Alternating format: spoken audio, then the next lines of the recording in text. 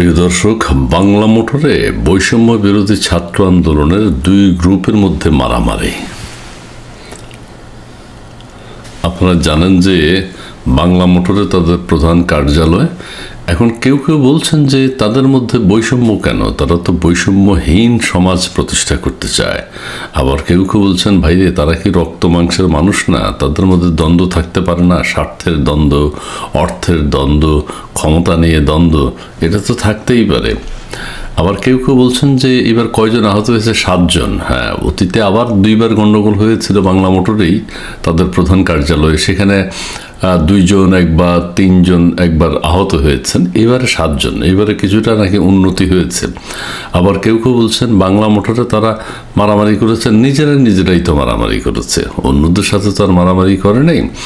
আবার কেউ বলছেন যে শুধু বাংলা মোটরেই মারামারি হয়েছে, সারা বাংলাদেশে তো আর হয়নি। আবার কেউ বলছেন সারা বাংলাদেশেও নাকি হবে। দেখা যাক, এক একজন এক এক কথা বলেন।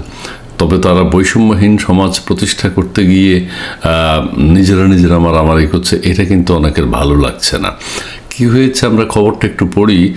রাজধানী ঢাকার বাংলা মোটরে বৈষম্য বিরোধী ছাত্র আন্দোলনের কেন্দ্রীয় কার্যালয়ে 2 গ্রুপের মধ্যে মারামারির ঘটনা ঘটেছে।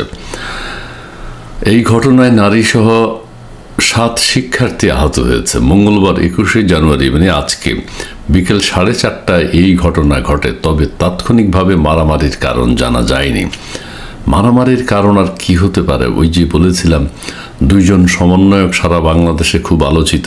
তারা কোনো চাকরি করে না, অথচ দাপটের সাথে জীবনযাপন করছে।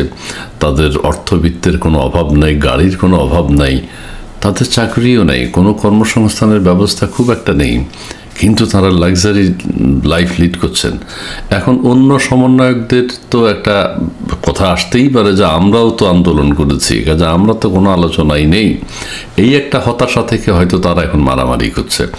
আরেকটা হচ্ছে তাদের মধ্যে থেকে 2 জন উপদেষ্টা হয়ে গেল।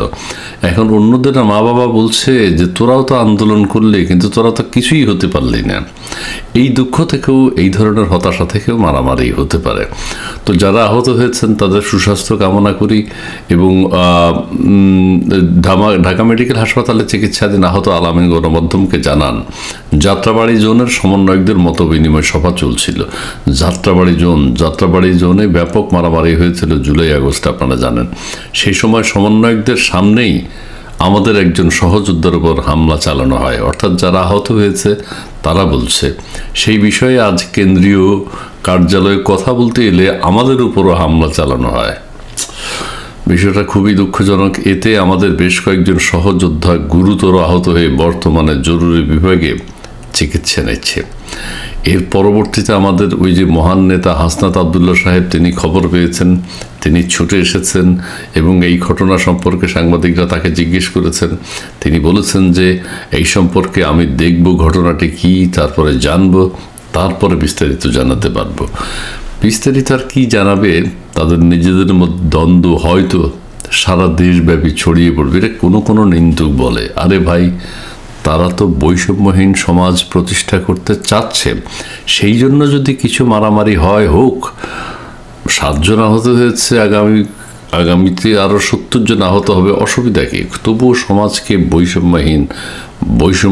বৈষম্যমুক্ত সমাজ তারা প্রতিষ্ঠা করেই ছাড়বে।